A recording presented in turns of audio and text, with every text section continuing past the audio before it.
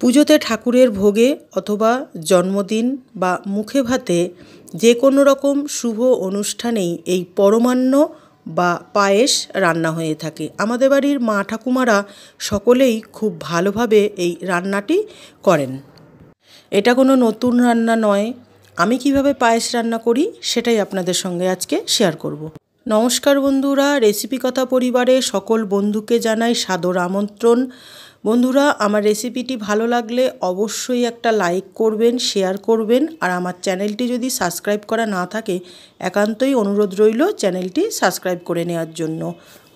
আর পাশে থাকা বেল আইকনটি অবশ্যই প্রেস করবেন, তাতে করে আমার রান্নার নতুন ভিডিও সবার আগে আপনার কাছে পৌঁছে যাবে। খেজুর গুড়ের পায়েস বানানোর জন্য আমি এখানে নিয়েছি 1 লিটার ফুল ক্রিম দুধ। আপনারা যে কোনো রকম দুধ নিতে পারেন। আর এর সাথে নিয়েছি আমি 50 গ্রাম গোবিন্দভোগ চাল। 1 লিটার দুধের জন্য সঠিক পরিমাপ হচ্ছে 50 গ্রাম গোবিন্দভোগ চাল। এর সাথে নিয়েছি আমি কিছুটা কাজু বাদাম, আর নিয়েছি কিছুটা কিশমিশ, আর নিয়েছি পায়েসের মেন উপকরণ খেজুরের গুড়। 1 লিটার দুধের পায়েসের জন্য 250 গ্রাম খেজুরের গুড় সঠিক পরিমাপ। প্রথমেই চালটা খুব ভালোভাবে ধুয়ে পরিষ্কার করে নেব। চালটা খুব ভালোভাবে ধুয়ে পরিষ্কার করে জল ঝরিয়ে নিয়েছি আমি। এবার আমি 1 চামচ ঘি দিয়ে চালটা খুব ভালোভাবে মাখিয়ে নেব। চালটা খুব ভালোভাবে ঘিটা মাখিয়ে নেওয়ার পর এবার আমি একটা পাত্র বসিয়ে দিলাম। গ্যাসে দিয়ে দিলাম সামান্য একটু জল। এবার আমি দুধটা ঢেলে দেবো। প্রথমেই পাত্রের মধ্যে একটু জল দিয়ে দুধটা জাল দিলে তাহলে আর কড়াইয়ের নিচে দুধটা লেগে যায় না। দুধটা খুব ভালোভাবে আমি ফুটিয়ে নেবো। এখানে 1 লিটার দুধ আছে। দুধটাকে খুব ভালোভাবে ফুটিয়ে জাল দিয়ে আমি মোটামুটি 700 গ্রাম মতো করে নেব। ফুল ক্রিম দুধ হলে বেশিক্ষণ জাল দিতে হয় না, একটু জাল দিলেই ঘন হয়ে যায়। এটা খুব ভালোভাবে ফুটে অনেকটাই ঘন হয়ে গেছে। এবার আমি দিয়ে দিলাম ঘি মাখানো চালটা। চালটা দিয়ে খুব ভালোভাবে দুধটা আমি নেড়ে দেবো, তা না হলে চালটা দলা পাকিয়ে নিচে লেগে যেতে পারে। গ্যাসের ফ্লেমটা মিডিয়াম টু লোতে রেখে খুব ভালো করে বারবার করে দুধটা নেড়ে দেবো। এবার আমি একটু জল দিয়ে দিলাম একটা পাত্রের মধ্যে, দিয়ে দিলাম আমি গুড়। অনেক সময় কি হয়, দুধের মধ্যে গুড়টা ডাইরেক্ট দিয়ে দিলে দুধটা কেটে যাওয়ার সম্ভাবনা থাকে, তাই গুড়টা আমি খুব ভালোভাবে জাল দিয়ে মেল্ট করে নেব। গুড়টা খুব ভালোভাবে জাল দিয়ে মেল্ট করে আমি ঠান্ডা করে নেব। খুব ভালোভাবে গুড়টা মেল্ট হয়ে গেছে। এখানে দেখুন, এবার চলে যাব পায়েসের কাছে।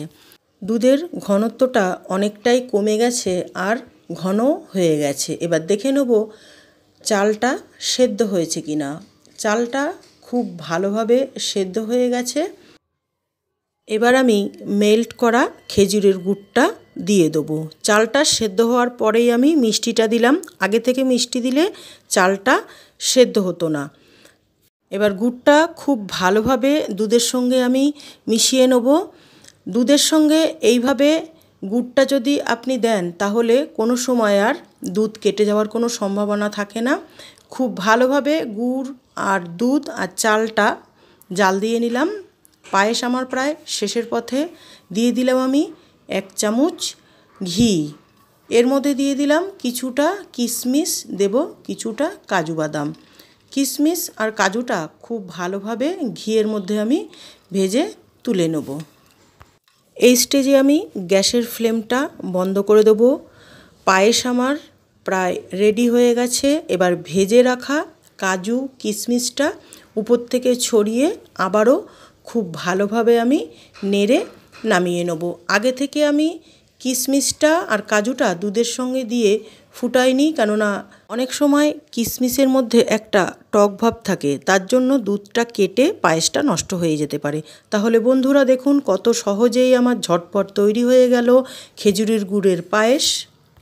পায়েসের মধ্যে খেজুরের গুড়ের গন্ধ আর টেস্ট বজায় রাখার জন্য আমি এখানে কোনো ছোটো এলাচ বা তেজপাতা ব্যবহার করিনি।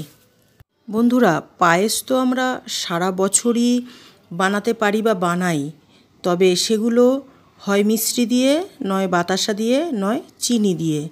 কিন্তু খেজুরের গুড়ের এই পায়েস এর টেস্ট আর স্বাদ গন্ধ যেটাই বলুন না কেন সবটাই অসাধারণ।